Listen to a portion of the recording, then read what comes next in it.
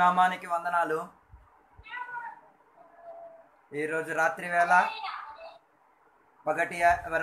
దేవుని యొక్క సన్నిధిలో కలిసి వచ్చి దేవుని నామాన్ని గణపరచుటకు, మహిమపరచుటకు దేవుడు మనల్ని అందరినీ కూడా సహాయపరిచి నడిపించుచున్నందుకు దేవునికి వేలాది వందనాలు.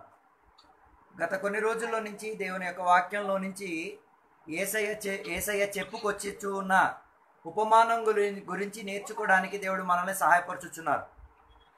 అందులో మనం ప్రాధాన్యతగా పోయిన రోజు మనం చూసుకున్నది ఏ రీతిగా ఫలము పొందుకునే వారిగా మారాలి, ఫలం సంపాదించుటకు ఏమి చేసుకు తీరాలి, ఫలము ద్వారా ప్రజలను ఏం చేయాలి, పోల్చుకు తీరాలి అన్న విషయం గురించి మనం చూసాం. అందులో దొంగ ప్రవక్తలను ఏ రీతిగా పోల్చేది అన్న విషయాన్ని జాగ్రత్తగా పరిశోధించడానికి దేవుడు కృప దయచేశారు. కానీ మనం నిన్నటి నుంచి మనం చూసుకుంటున్న విషయం ఏ రీతిగా ఫలము కలిగిన ఆత్మికులుగా మారాలి ఆ విషయం గురించి మత్తయి సువార్తల పుస్తకం 12వ అధ్యాయంలో నుంచి మనం నేర్చుకుంటున్నాం.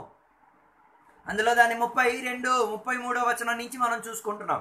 అందులో మనం చూసుకున్న ప్రాధాన్యత విషయము ఫలము ద్వారానే మనల్ని ఏం చేసేది, పోల్చుకునేది, తీర్పు తీర్చేది. అందుకే దేవుని బిడ్డలు తీర్పులోకి వెళ్ళకుండా ఫలం సంపాదించే వారిగా మారడానికి ఉన్న ప్రయత్నములో దేవుని బిడ్డలు ఏం చేయాలి, జీవించి తీరాలి.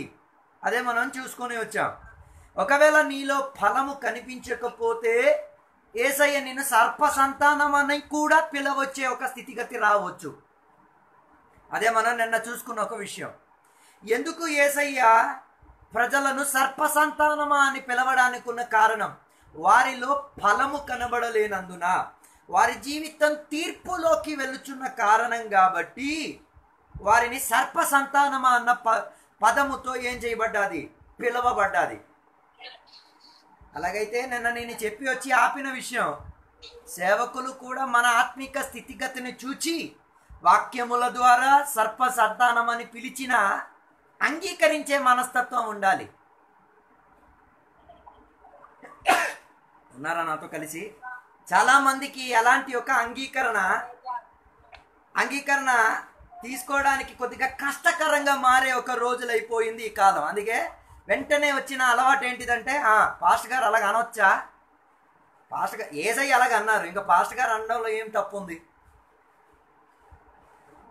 అలాగైతే క్రైస్తవ జీవితములో రక్షణ పొంది సంఘానికి సభ్యులు అవ్వాలంటే కొద్దిగా కష్టం కల్పించే విధానం, కొద్దిగా వేదన యథార్థ మారు మనసు కలిగిన వాడే, యథార్థంగా ఆత్మిక స్థాయిలో ఉండగలిగిన వాడే సంఘములో సభ్యులుగా ఉండి జీవించగలిగేది. అందరికీ క్రైస్తవ్యములో ఉండి ఆత్మీకులవ్వడం సులువైన ఒక విషయం కాదు, అందరి వల్ల జరిగే ఒక విషయం కాదు. వేరే మతాలు ఎలాగో నాకు తెలియదు, కానీ క్రైస్తవ్యం అన్నది ఒక మార్గ నడవడిప్పు, ఒక మార్గంలో నడిపించే ఒక విధానం. దానికి ఏం కావాలి, మారు మనసు కావాలి, ఓర్పు కావాలి, సహనం కావాలి, తగ్గింపు కావాలి, దేవుని యొక్క రూపములో మారే ఒక గుణ సాదృశ్యం కావాలి. అలాగైతే యేసయ్య ఫలము లేని ప్రజలను చూచి సర్ప సంతానమా అని పిలిచి వారి నిజ స్థితిని దేవుడు బయలుపరిచారు. ఏమని చెప్పుచున్నారు? దాని 34వ వచనం, మత్తయి సువార్తల పుస్తకం 12వ అధ్యాయం 34వ వచనం.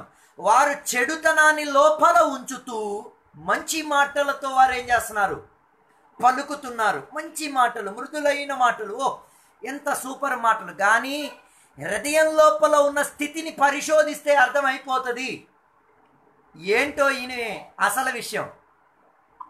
అందుకే ఒక విషయం తెలుసుకోవాలి, దేవునిని ఆరాధించుచున్న ప్రజలను, హృదయములను పరిశోధించే దేవుడు మనం సేవించే దేవుడు.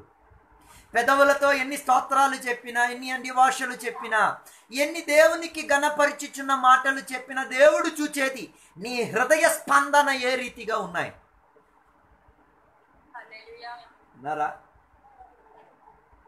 అలాగైతే యథార్థ మారు మనసు కలుగుతున్న వారే, యథార్థముగా ప్రజలను అంగీకరించుకోగలిగిన వాళ్ళ మాత్రమే మనసును ఏం చేసుకోగలిగేది.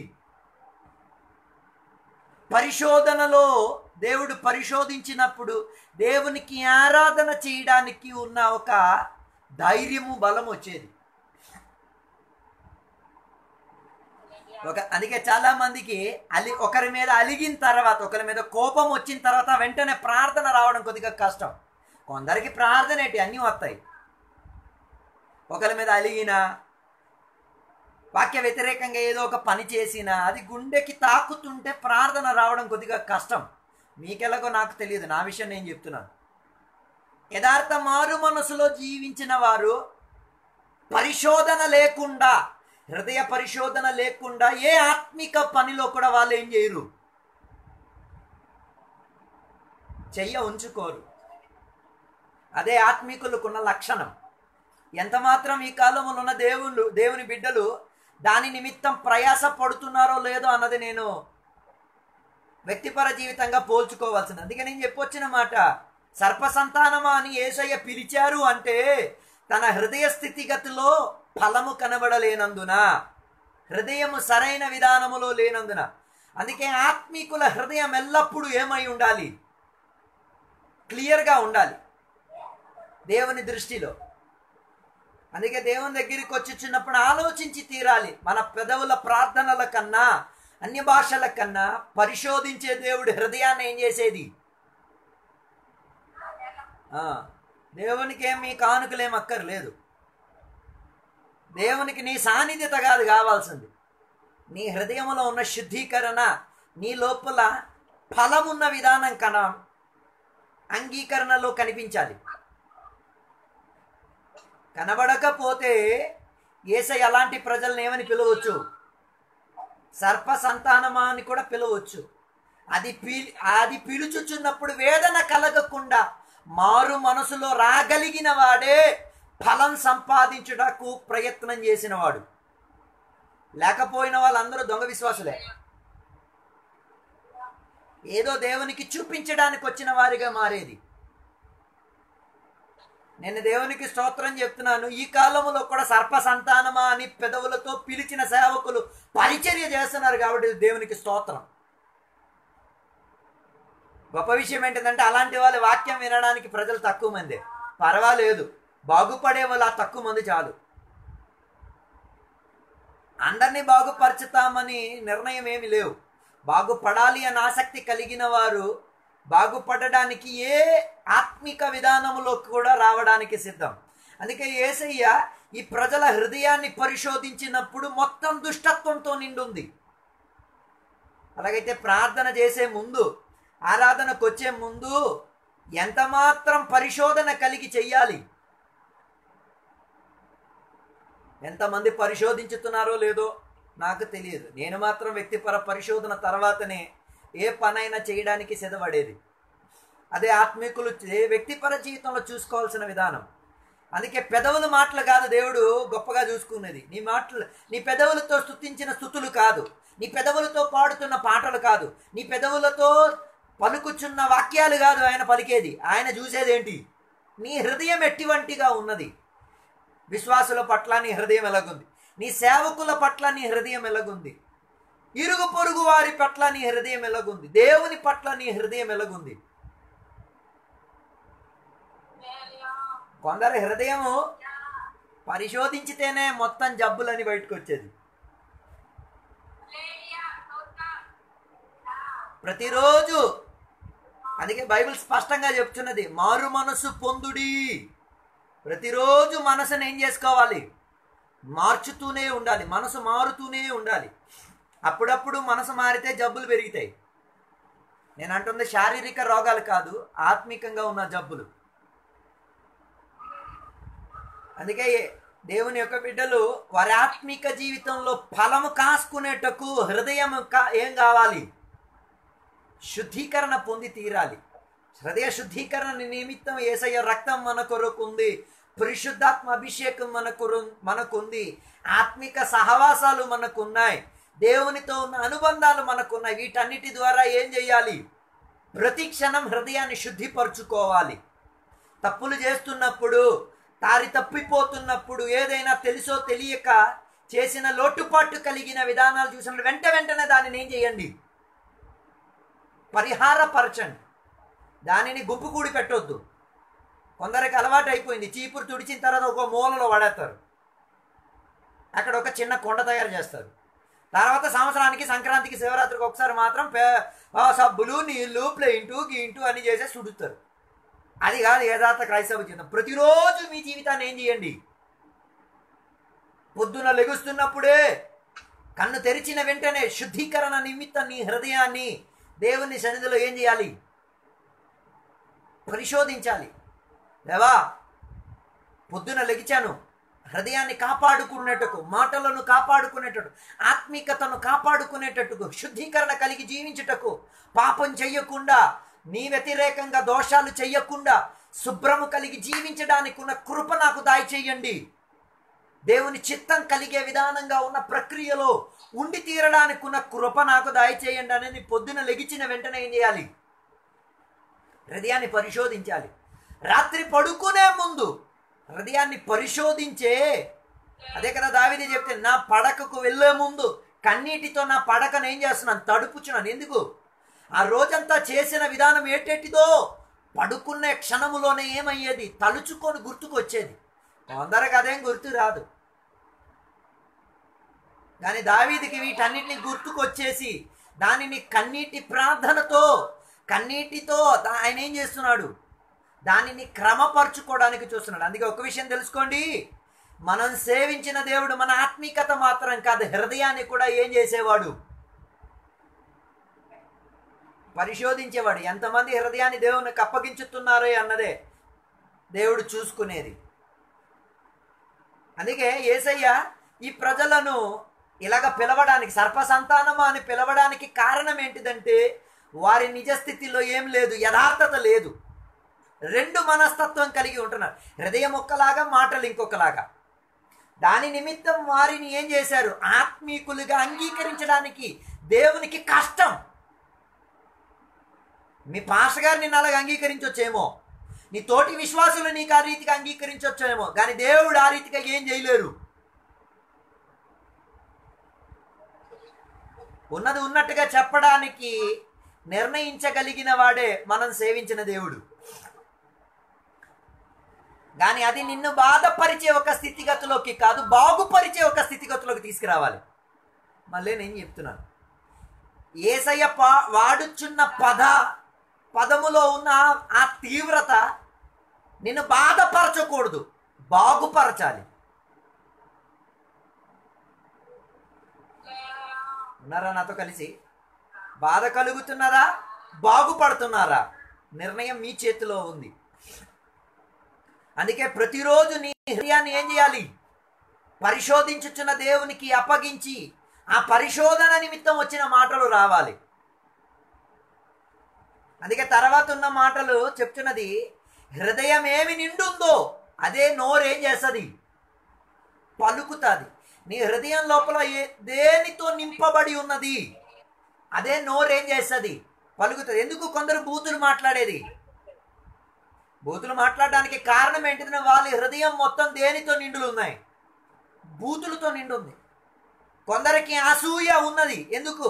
ఆ నిండిందంతా అసూయే. అందుకే నోట్లో అసూయకు కలిగిన మాటలు, ప్రవర్తనలు బయటకు వచ్చేది.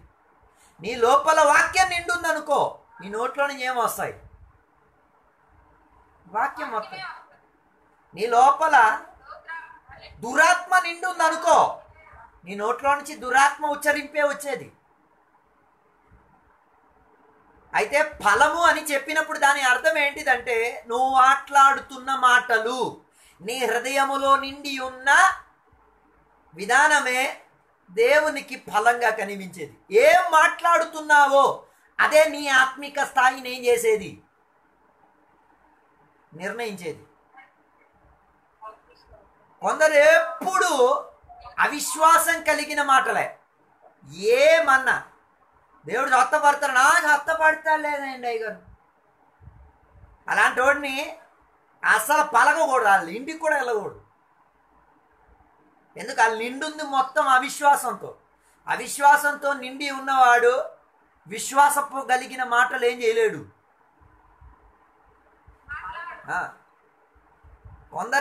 కొందరు ఆత్మీకులని పేరుకి మాత్రమే, పలికేది మొత్తం అవిశ్వాసం కలిగే మాటలే. కారణం ఏంటిది? లోపల నిండి ఉన్నది అవిశ్వాసం. విశ్వాసం కలిగిన ఇద్దరు సేవకులు సువార్తకు బయలుదేరారు. సువార్తకు బయలుదేరినాడు ఒకడన్నాడు, ఒరే తమ్ముడు, నా దగ్గర నా కోసం ఉన్న డబ్బులే ఉన్నాయిరా, నీ కోసం ఉన్న డబ్బులు నా దగ్గర లేవు. అవతల ఉన్నాడు, నా దగ్గర కూడా డబ్బులు లేవు. అయితే నువ్వు ఒక పని చేయి, నువ్వు ఉండిపోరా, నేను వెళ్ళిపోతాను.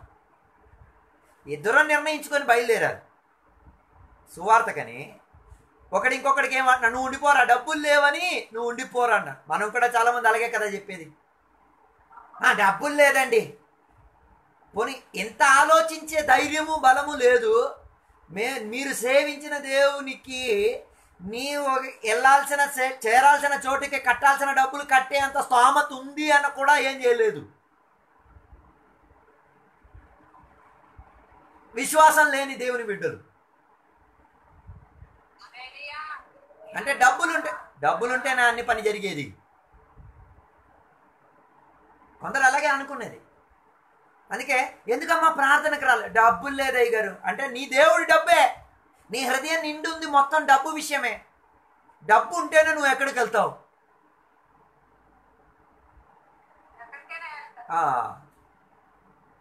డబ్బు లేకపోతే పర్వాలేదు, నడిచైనా వెళ్తాను. లేకపోతే నడిచి వెళ్తున్నప్పుడు ఎవరో ఒకరు నాకు బండి మీద ఎక్కిస్తారు, ఏదో ఒక విధానంగా దేవుడు సహాయం చేస్తారు అన్న ఒక విశ్వాసపు కలిగిన మాటలు ఏం కావట్లే. కారణం ఏంటిది? నీ హృదయ నిండుబాటే నోరు ఏం చేసేది? బయటకు వచ్చేది. అందుకే నీ లోపల ఏమి నిండుందో అది పరిశోధించు, అదే నీ ఫలం.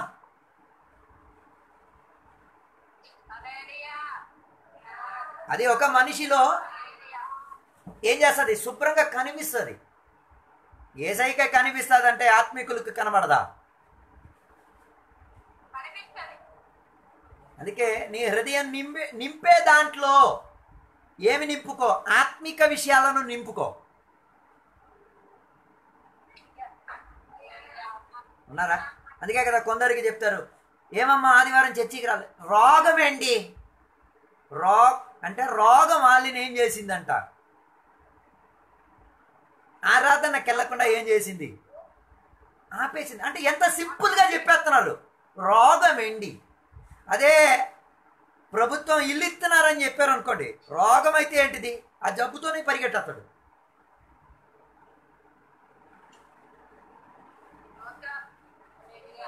అదే నీ లోపల నిండి ఉన్న ఫలమే ఏం చేసేది? బయటికి కనిపించేది. అలాగైతే దేవుడు కూడా దానిని పరిశోధిస్తున్నారు, ఆత్మీకులు కూడా దానిని ఏం చేస్తున్నారు? ఈ మారు వేసేసి ఉన్న ఆత్మీకత దేవునికి అక్కర్లే. మారువేషం అంటే అర్థమవుతుందా? హృదయం లోపల ఒకటి ఉంటుంది, బయట ఇంకోలాగా మారువేషం. అది అలాంటి జీవితం దేవునికి అక్కర్లే. అలాంటి వారిని దేవునికి పిలవడానికి ఉన్నది సర్పసంతానమేనని. అందుకే నేను చెప్పొచ్చేది, ఆత్మిక విషయాలకు మీరు ఎంత హృదయ నిండుబాటుని ఇచ్చుచున్నారు.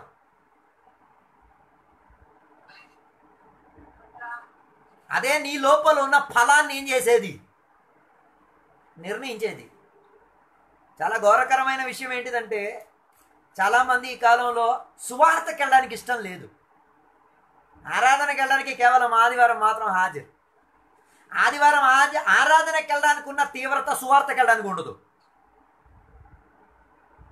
ఎక్కడికి వెళ్ళడానికి ఉండదు?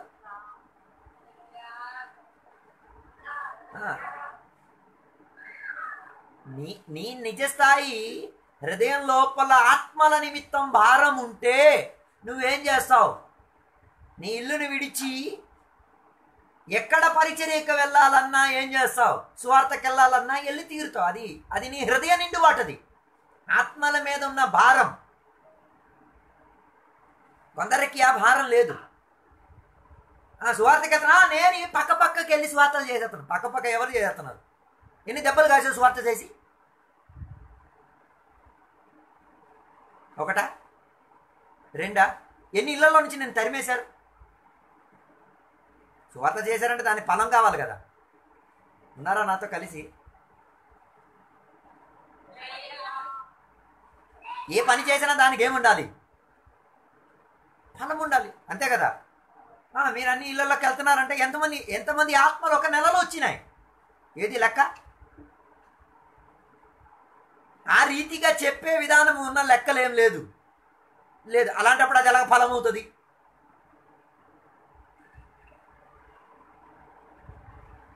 అందుకే యేసయ్య ఆశించేది నీ ఆత్మిక స్థితిగతులన్నిట్లో ఏం కనిపించాలి? ఫలం కనిపించాలి. ఫలం కనిపించాలంటే హృదయం లోపల నిండుతున్నది ఆత్మిక విషయమై ఉండి తీరాలి. ఆ నిండుబాటే ఏం చేసేది? బయటికి కనిపించేది. కొందరు పాటలు పాడుతున్నారు, దేనికి పాడుతున్నారు నాకు అర్థం కాదు. నేను చాలా తక్కువ మందినే చూసేది హృదయ నిండుబాటు కలిగి పాడుతున్న పాటలు. నేను చాలా తక్కువే. అందరూ పుస్తకం తెరిచేసి పాడటమే, ఏదో ఉద్ధరించేసి పాడాలి కదా, దేవునికి ఏదో ఉద్ధరించి చూపించేస్తున్నారు. పాడాలి కదా అయ్యగారు, ఏదో పాడాలి. అలాంటప్పుడు బైబిల్ పాటలు ఎందుకు పాడటం? తీర్థయాత్రకు పాడిన పాటలు పాడచ్చు కదా.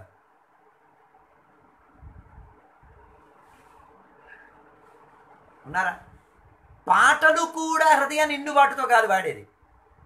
ఒక కుర్రోడికి అడిగాను, ఏం తమ్ముడు ఎలాగ నువ్వు పాట పాడతావు? పాట ఏదో బట్టి కొట్టేసాను అయ్యారు, తర్వాత కంజిరి డోలకులు డబ్బ దుగ్గు దబ్బ బాధ అయితే ఏదో పాడేస్తున్నాను. నేను అన్నాను, అసలు ఆ పాడుతున్న పాటలు నీకు తాకట్లేదా? చాలా ఘోరకర విషయం ఏంటిదంటే దేవుని బిడ్డలకు తాకని మారు మనసు తెప్పించిన పాటలే అధికంగా దేవుని బిడ్డలు పాడేది.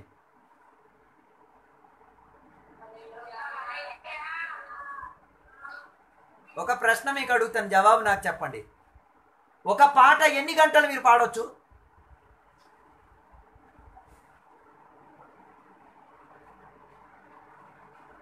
ఎవరు నాకు జవాబు చెప్పలేదు.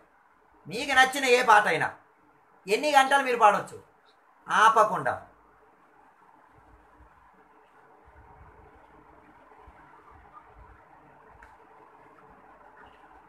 జవాబు లేదు ఎవరికి. మీకు నచ్చిన ఏ పాట అయినా ఎన్ని గంటలు ఆపకుండా పాడవచ్చు? గంట?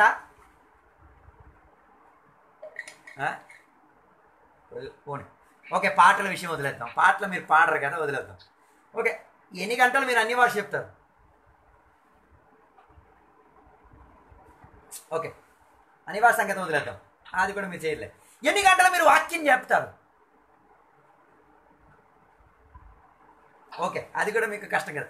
ఎన్ని గంటలు మీరు వాక్యం వినగలుగుతారు?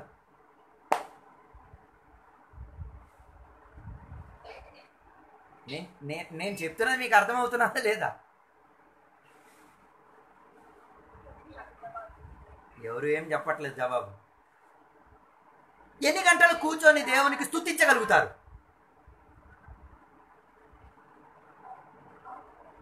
ఎవరు ఏం చెప్పట్లేదు, అందరూ సైలెంట్గా ఉన్నారు. ఏదో ఒకటి చెప్పండి, పర్లేదు. గొప్ప విషయం ఏంటిదంటే ఇవి ఏవి కూడా హృదయ నిండుబాటుతో చేసింది కాదు, అలవాట్లో పొరపాటు, అంతే కదా. చెప్పలేదు ఎవరు. అలవాట్లో పాస్టర్ గారు ఏమనుకుంటారు, వెళ్ళకపోతే పాస్టర్ గారు ప్రార్థన చేయరేమో, పాస్టర్ గారికి బాధ కలుగుతుంది. అయ్యో అలా చెయ్యొద్దు, అది నీ ఆత్మిక స్థితిగతిని ఫలశూన్యతలోకి తీసుకెళ్తుంది. దేవుడు మీకు పాటలు పాడడానికి కృపనిచ్చారంటే ఇలా దేవునికి చెప్పండి, దేవా ఒక్క పాట నేను తీస్తాను, ఆ పాట ఆపకుండా పాడేంతట్టుగా అది నా హృదయాన్ని తాకి నన్ను పశ్చాత్తాపంలో తీసుకెళ్లేటట్టుకున్న పాటలు నాకు దయచేయండి. నా దగ్గర ఒక 13-14 పాటలు ఉన్నాయి. ఆ 14 పాటలు ఎవడు ఎప్పుడు ఎక్కడ పాడినా నాకు ఏడిపోతుంది. మిగతా పాటలన్నీ ఉన్నాయి పనికిరాని పాటలు, కానీ ఆ 15 పాటల్లో ఒక 3-4 పాటలు ఎప్పుడు నా ఫోన్లో ఉంటుంది. నాకు ఎప్పుడు పిచ్చెక్కింది అనుకో అది వేసుకుంటాను. వేసుకుంటే ఆ పాటలు ఆపడానికి మనసు రాదు, ఏడు పాపడానికి ఇష్టం రాదు. ఆ పాట హృదయాన్ని ఆ మాత్రం ఏం చేస్తుందో తెలుసా, కదిపేస్తుంది. ఆత్మికత ఏదో నచ్చినట్టుగా పాడేసి ఆరాధన చేసి వెళ్ళిపోవడం కాదు. ఆత్మికత హృదయం నీది ముందు తాకాలి. నీ కొలాయి నిండకుండా వేరే వాడు కొలాయి ఏం చేయకూడదు, నింపడానికి వెళ్ళకూడదు. మళ్ళీ ఒకసారి చెప్తాను, నీ బింది నిండకుండా వేరే వాడు బింది ఏం చేయకూడదు.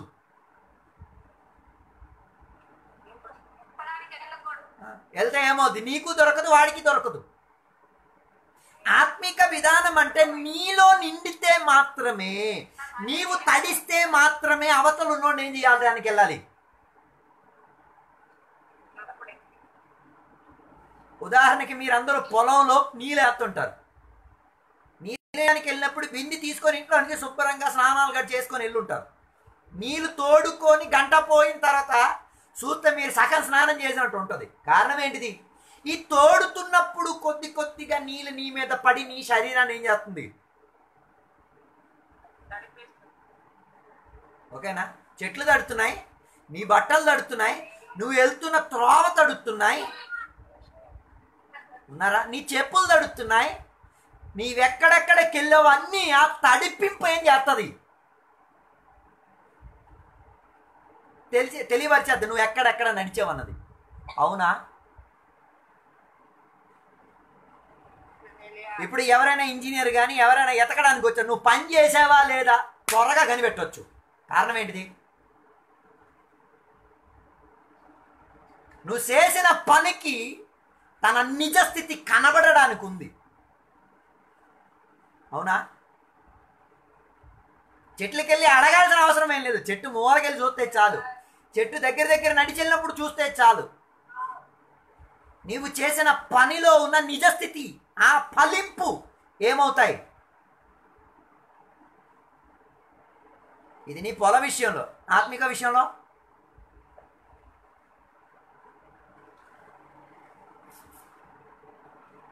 నీలో ముందు నిండితేనే అవతల ఉన్నోడిని ఏం చేయగలిగేది, నింపగలిగేది. మనలో నిండలేనిది అవతల ఉన్నవాళ్ళు నింపడానికి కోరేది ఆత్మీకత కాదది. నా లోపల లేని జీవిత అనుభవం నీ లోపల నేను తోసేసి ఇచ్చేస్తే అది ఆత్మీకత కాదు. అది ఎవరి లక్షణం? సాతాను లక్షణం. అది సాతానే కదా అదే చేసేది.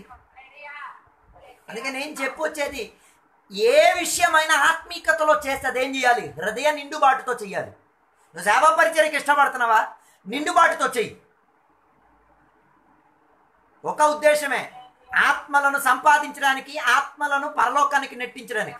వారి దగ్గర నుంచి నాకే సుఖము వద్దు. వారు నన్ను తన్నినా, వారు నన్ను తిట్టినా, వారు నన్ను కాండ్రేసి ఉమ్మేసినా, వారు నన్ను రాళ్లతో కొట్టినా వాడి కోసం నేను ప్రార్థన చేస్తాను, వాడిని ఆత్మిక తరగతిలో మారుస్తాను. ఏమీ ఆశించకుండా ఏం చేయాలి, హృదయపూర్వకంగా చేయాలి. ఆశించి చేయగలిగితే ఇంకేమి లాభం? నేను ఈయన బాగుపడితే ఈయన కానుకలు ఇస్తాడని ఆశించి చేస్తే ఇది సేవా పరిచయం ఎలాగవుతుంది?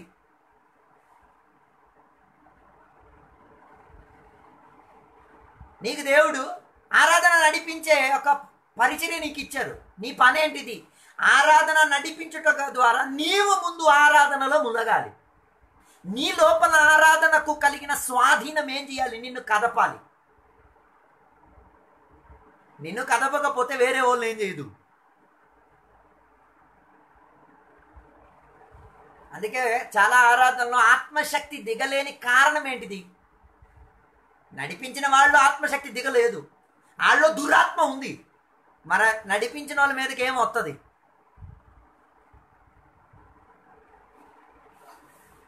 అందరూ ఫుల్ సైలెంట్గా అయిపోయినట్టున్నారు.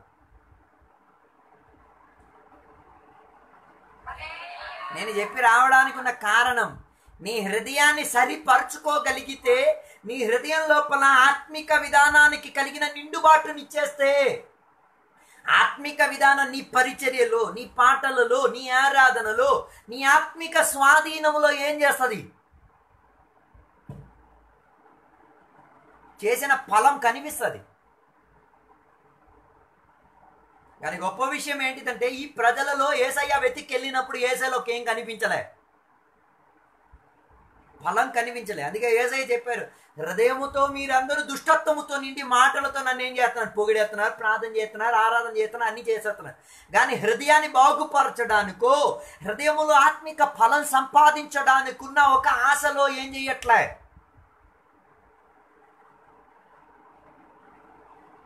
అందుకే ఏవి మాట్లాడే ముందు ఆలోచించండి, నీ హృదయంలో అది నిండుందా.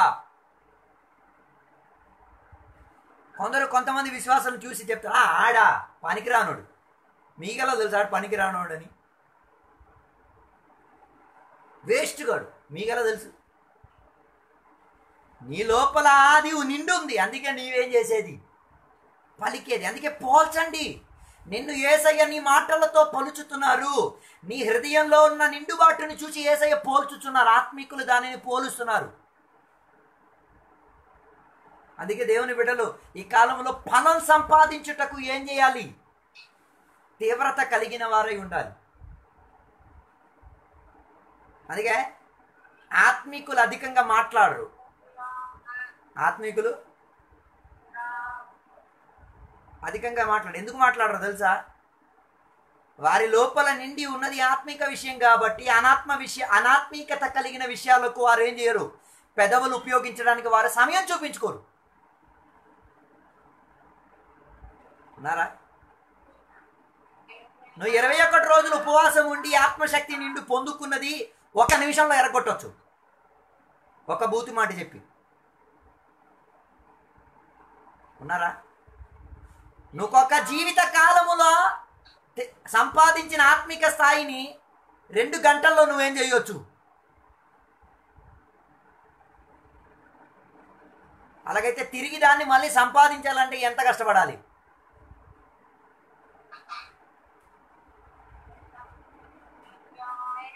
అందుకే నేను చెప్పొచ్చిన మాట, నీ హృదయమును ఆత్మిక విధానములో ఆత్మిక ఫలింపుతో నిండేటట్టుగా ఉన్న ఒక ప్రక్రియ ఏం చెయ్యాలి, దేవుని యొక్క బిడ్డలు కోరి తీరాలి. లేకపోతే ఆత్మికులు సర్పసంతానం అవడానికి పెద్ద టైం ఏమక్కర్లే, క్షణములో మారొచ్చు. అలాగైతే దేవునికి మాత్రం కాదు, నీ సంఘ కాపారికి కూడా నీ హృదయం లోపల ఉన్న నిండుబాటు ఏమవుతున్నది, సూపర్గా అర్థమవుతున్నది.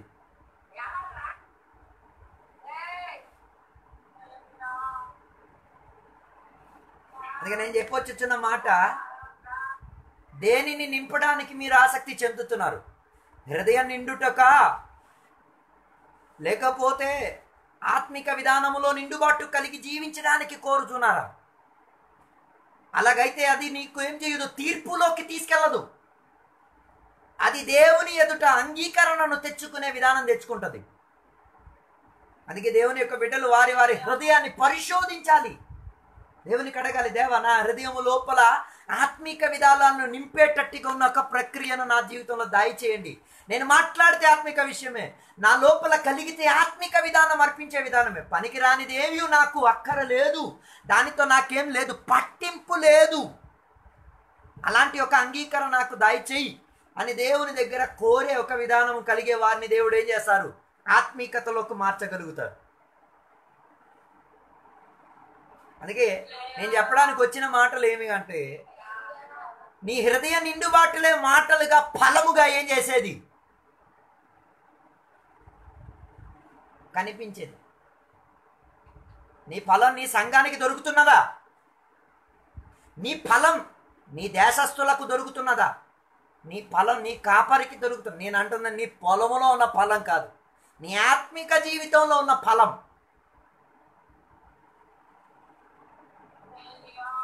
పొలంలో ఉన్న దశభాగాలు కానుకలు అవన్నీ ఎత్తున్నాయి, ఫలం ఏరే విషయాలు, దాంతో నాకు అసలు పట్టింపు లేదు. నేను అంటుంది నీ ఆత్మిక నిండుబాటులో ఉన్న ఫలం. నీ సంఘానికి పనికొస్తున్నదా? నీ కాపరికి పనికొస్తున్నదా? నీ తోటి విశ్వాసికి పనికొస్తున్నదా? నీ ఊరస్తులకు పనికొస్తున్నదా? ఒకవేళ అది పనికి రాకపోతే, వారు దాని యొక్క అంగీకరింపు చూడలేకపోతే, అది నీకు మేలు కల్పించే ఫలం కాదు, నిన్ను కీడులోకి తీసుకెళ్లే ఫలం అది. అందుకే ఆత్మీకులో కాదో తెలియాలి అంటే ఇరుగు పొరుగు వాళ్ళకి వెళ్ళి ఒకసారి అడగాలి, ఏమండి నేను ఎలాంటి వాడినండి ఒకసారి చెప్పండి. అడగండి పక్కన ఉన్న వాళ్ళకి. మీ షాప్లో ఉన్న మనిషికి వెళ్ళి అడగండి, ఏమండి నేను ఎలాంటి వాడిని ఒకసారి చెప్పండి. వాళ్ళు చెప్తారు నిజం.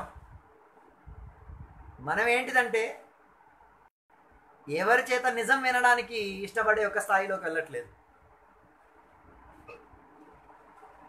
అందుకే ఈ రాత్రి వేళ ఒక నిర్ణయం తీసుకుంటా, దేవా నేను ఫలం అందరికీ అర్పించే విధానంగా అందరూ కూడా ఆత్మిక ఫలము పొందుకునే స్థాయిలోకి నా హృదయాన్ని నింపడానికి ఉన్న కృప దయచేయండి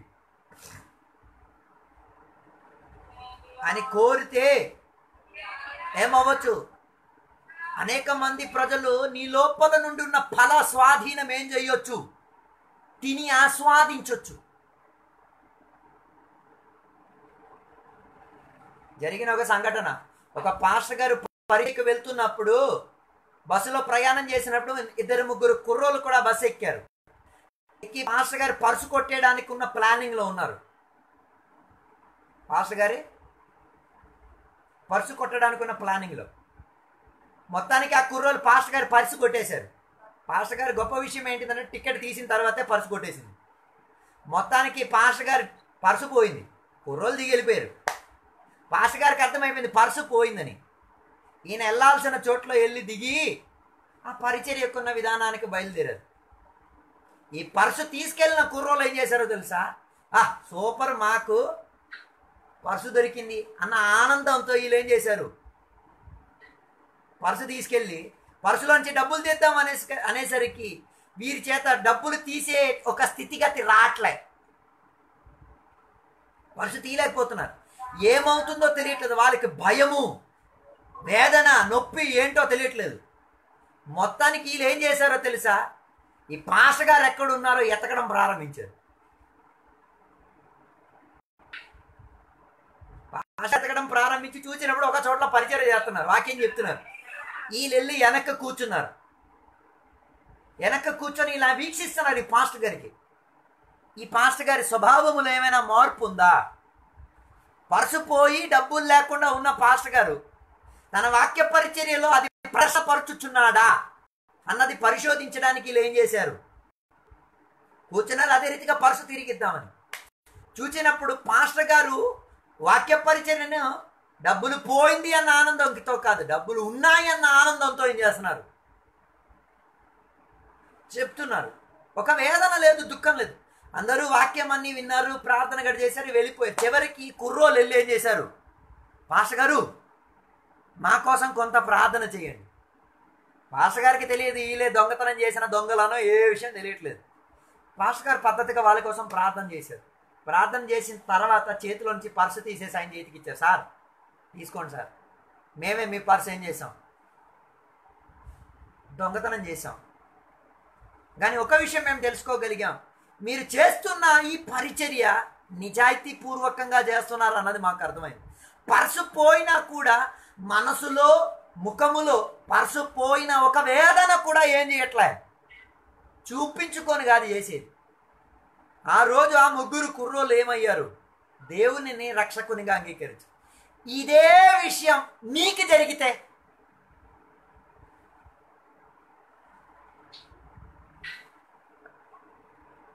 ఇదే విషయం మనకి జరిగితే మనం ఎలా దానిని స్పందించేది? అక్కడే నీ ఆత్మిక ఫలం కనిపించేది.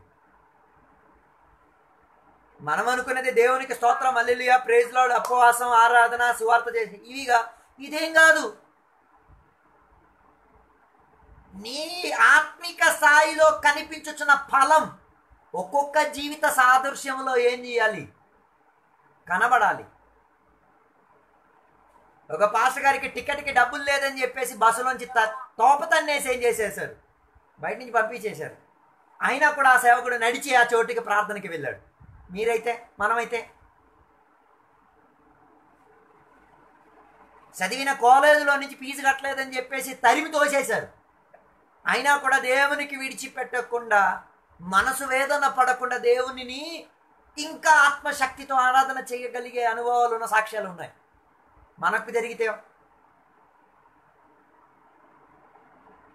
అక్కడే నీ ఆత్మిక ఫలం కనిపించాలి. అందుకే నేను చెప్పేది, ఆత్మిక విషయాలతో నీ హృదయాన్ని నింపు.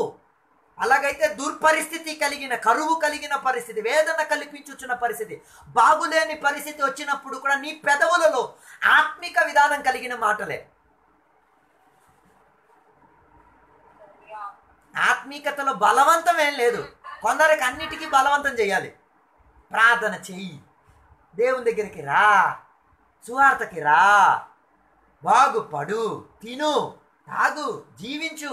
ఎల్లప్పుడూ ఏం చేయాలి?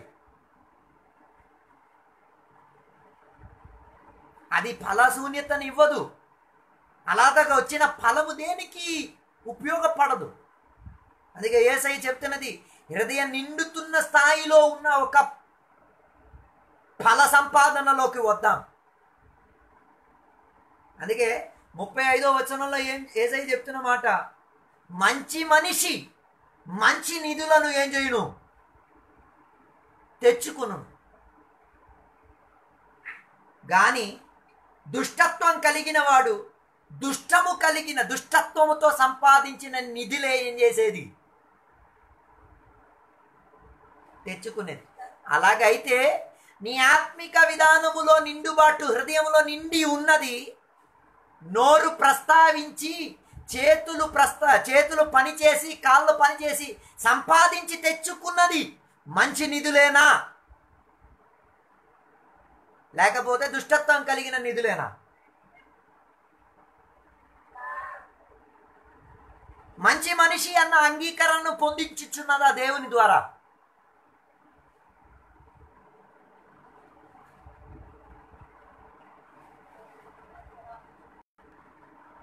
మంచి మనిషే ఏం చేయగలిగేది? మంచి నిధులను తెచ్చుకోవడానికి ఏం చేసేది? ప్రయత్నించేది. దుష్టత్వం కలిగిన వాడు, మంచితనము లేనివాడు దుష్టత్వముతో నిండి ఉన్న ఫలం ఏం చేసేది?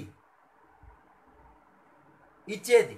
దుష్టత్వం కలిగి ఉన్న నిధిలే ఏం చేసేది? అప్పగించేది. ఉన్నారా? నీ దగ్గరికి ఒక అనాత్మీకుడు వచ్చి ఏ నిధి సంపాదించుకుంటున్నాడు? దేవునిని ఎరగని ఒక మనిషిని ఇంటికి వచ్చి ఒక వారం రోజులు ఉన్నాడు అనుకోండి, ఏమి నీ ఇల్లు ఇచ్చిచున్నది? దేవునికి తెలియలేని ఒక వ్యక్తి సంఘముకు వచ్చాడు అనుకోండి, ఏమి నిధిని నీ సంఘం ఇచ్చుచున్నది? దేవునితో అనుబంధం లేని ఒక మనిషి నీ ఊరుకు వచ్చాడు అనుకోండి, ఏమి నిధి నీ ద్వారా దొరుకుచున్నది?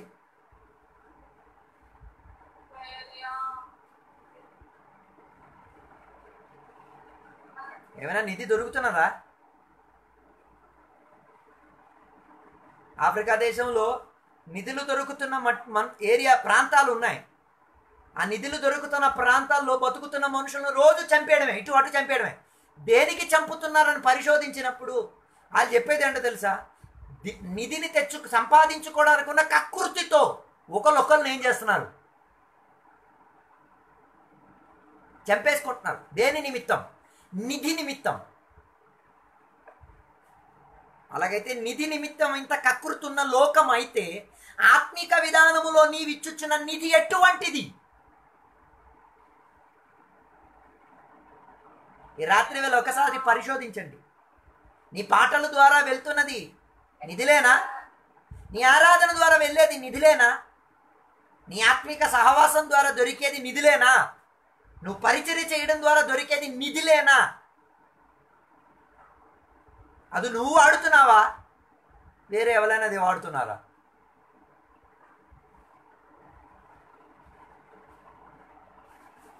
ఏ నిధి సంపాదన నీవు సంపాదించుకును? చెప్తాం మనం అందరం, నేను గత 20 సంవత్సరాలు అయి ఉన్నాను, నేను దేవుని బిడ్డగా ఉన్నాను. ఏది నీ నిధులు? నీ నిధి నీ సంఘానికి పనికొచ్చుచున్నదా? నీ నిధి నీ దేశానికి పనికొచ్చుచున్నదా? నీ నిధి నీ సేవకుడికి పనికొచ్చుచున్నదా? పనికి రాకపోతే నిన్ను మంచి దాసుడని మంచి మనిషి అని పిలవడానికి దేవుడు ఏం చేయరు? ఇష్టపడరు. అందుకే కదా బైబిల్ చెప్తున్నది, నీ నిధి ఎక్కడుందో అక్కడే నీ హృదయం ఏం చేసేది? ఆధారపడి ఉండేది. అందరికీ నిధి మీదే ఉన్న ఆసక్తియే. కానీ ఒక విషయం తెలుసుకోండి, నీ హృదయంలో ఉన్న ఆత్మిక నిండుబాటే అనేక మందికి నిధిగా మారేది అని చాలామంది ఏం చేయట్లేదు, తెలుసుకోవట్లేదు.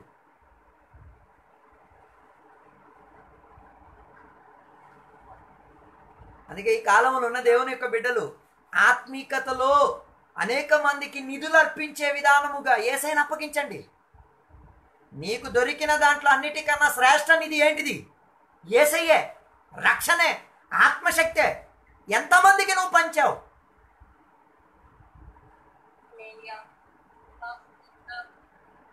ఎంతమందికి పంచేదాళ్ళు? ఈరోజు పొద్దున్నుంచి ఈ రాత్రి 8 గంటల 20 నిమిషాల వరకు ఎంతమందికి నిధినిచ్చావు? ఎంతమందికి నిధి ఇవ్వడానికి మనసును సిద్ధపరిచావు? ఒకరితో అయినా సువార్త చెప్పావా? ఒకరి కొరకైనా ప్రార్థన చేసి వారి ఆత్మ భారాన్ని తీసుకున్నావా? ఒకరైనా దేవునిలో బలపడి తీరాలి, వాటి కొరకు మధ్యవర్తి అయ్యావా? ఈ ఒక్కరోజు సంగతి చూడండి. పోయిన రోజు సంగతి నాకు అక్కలు. ఈ ఒక్కరోజు నీకు దొరికిన మంచి నిధి యేసయ్యే కదా. నీకు దొరికిన మంచి నిధి పరిశుద్ధాత్మ దేవుడు కదా, కృపావరాలు కదా. నీకు దొరికిన మంచి నిధి రక్షణ విధానం కదా. అలాగైతే అది దేని నిమిత్తం వాడుతున్నారు? లాభాదాయం నిమిత్తమా, లేకపోతే ఆత్మిక ఉన్నతి నిమిత్తమా? పరిశోధించండి. అనేక మంది వారికి కలిగిన నిధులను దుష్టత్వ నిమిత్తం వాడుతున్నారు. అనేక మంది దానిని ఫల అంగీకరణగా దేవుడు ఏం చేయరు, అంగీకరించరు. ఆత్మీకతలో దేవుడు అంగీకరించరు.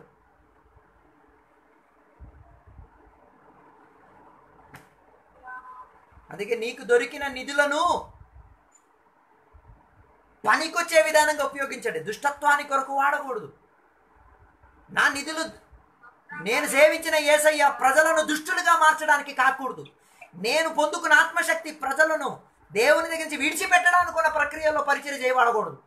నేను పొందుకున్న రక్షణ ఇతరులకు దేవునిని వదిలేసి వెళ్ళిపోయే ఒక నిధి ఇచ్చే విధానం అర్పించకూడదు అన్న ఒక తీవ్ర మనోభావం దేవుని బిడ్డల్లో ఉండి తీరాలి.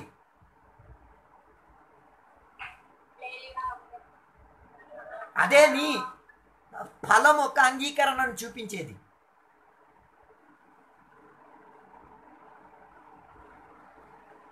అందుకే ఎంత ప్రాధాన్యత కలిగి ఉన్నది ఒకసారి చూడండి, నీ ఫలముతో దొరికి ఉన్న విధానం. అందుకే 36వ వచనం చెప్తున్న ఒక మాట, మనం చెప్పుతున్న ఒక్కొక్క మాటలకు ఏముంది?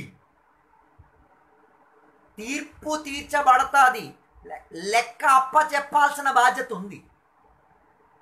నేను చెప్తున్న వాక్యముతో సహా ఉచ్చరింపు శక్యమైన ఒక్కొక్క పదాలకి నేనేం చేయాలి?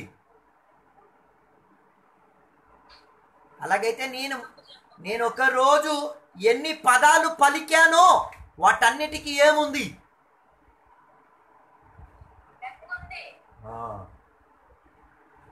మీ పిల్లలకి మీరు ఏమేం పిలిచారో, మీ ఇంట్లో మీరు ఏమేం మాట్లాడారో, ఒక దేవుని బిడ్డకు వాటికి ఏముంది? మీరు లెక్క రాస్తున్నారో లేదో నాకు తెలియదు, కానీ దేవుడు మాత్రం లెక్క రాస్తున్నారు. ఇది ఒక ఆత్మీకుడికి గుర్తొస్తే ఆయన ఏం చేసుకుంటాడు? మాట్లాడుతున్న దాంట్లో తీర్పుకు యోగ్యత చెందటే లేనట్టుగా ఉన్న మాటలనే ఆయన ఏం చేస్తాడు? అధికంగా ప్రయోగంలో పెడతాడు. అలాగైతే నీ మాటలే నీ ఫలాన్ని ఏం చేసేది? రుజువు పరిచేది. నీలో ఏం ఫలం ఉందో నీ మాటలే ఏం చేసేది? దానిని రుజువు పరిచేది.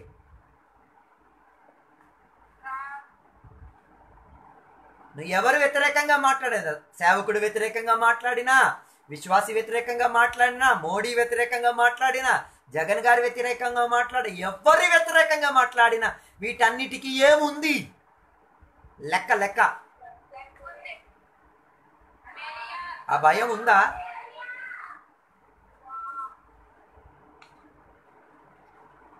ఏదైనా చెప్తున్నప్పుడు ప్రజలకు ఆ విషయంలో భయమే లేదు. ఈ కాలంలో కూడా ప్రజలకి ఏం లేదు, భయం లేదు. అలాగైతే హృదయాన్ని పరిశోధించిన వాడు మాటలను కూడా ఏం చేస్తాడు? లెక్కేసుకొనే మాట్లాడతాడు.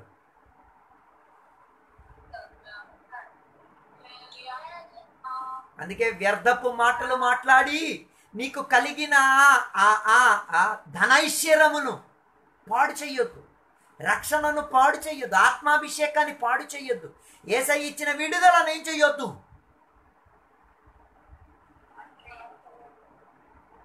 మంచి నిశ్చయాన్ని ధన సంచయాన్ని ఏం చేయొద్దు?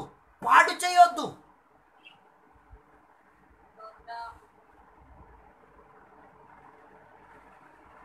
అందుకే ఈ ఫలం గురించి చెప్పొచ్చినప్పుడు యేసయ్య కేంద్రీకరించి చెప్పిన మాట ఏంటో తెలుసా? మనం ఆడుచున్న మాటలు.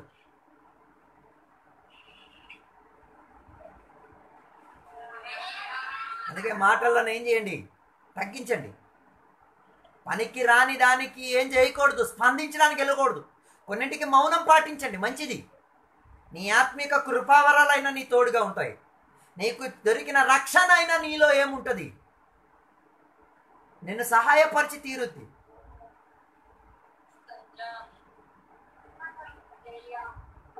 అందుకే ఆలోచించండి, జీవితంలో ఇవన్నీ అంగీకరణ ప్రజలకి ఏం చేస్తుంది?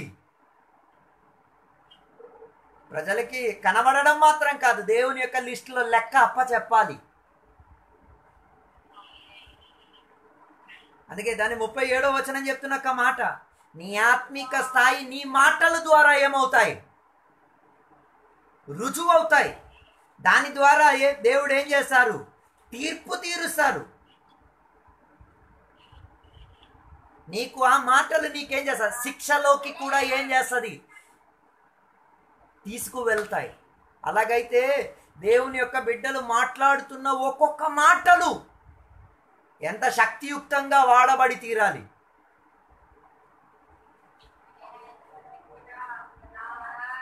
అలాగైతే దేవుని బిడ్డలకు మాట్లాడడానికి ఉన్న మాటలు ఆత్మల సంపాదన నిమిత్తం, ఆత్మల యొక్క విడుదల నిమిత్తం, ఆత్మలు దేవునిలో సరిపడే విధానం, కలిగే విధానం ఉండాలి తప్ప తీర్పులోకి శిక్షణ పొందుకునేటట్టుగా లెక్క అప్పచెప్పాల్సిన స్థితిగతి వచ్చే ఒక విధానంలోకి వెళ్తే వారిని దేవుడు ఎలా ఆత్మీకులని పిలిచేది?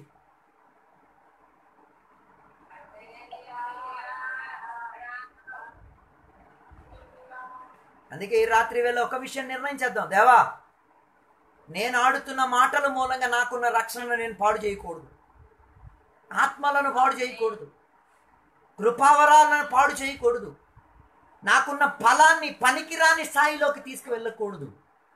దేవా, నా మాటల్లో నాకేం కావాలి? ఒక నియంత్రణ కావాలి. అందుకే ఆడుతున్న మాటలన్నిటికీ ఈ రోజు నుంచి లెక్క వేయడం ప్రారంభించండి.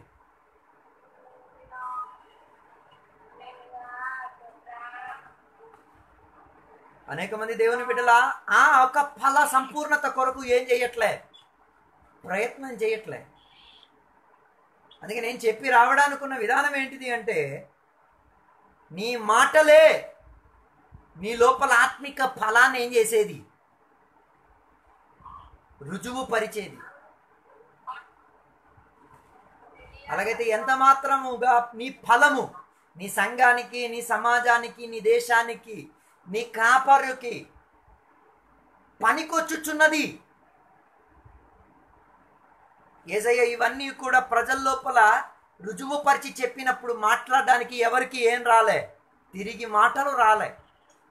కారణం ఏంటిదంటే వారి జీవిత స్థితిగతులు అవేమీ కనిపించలే.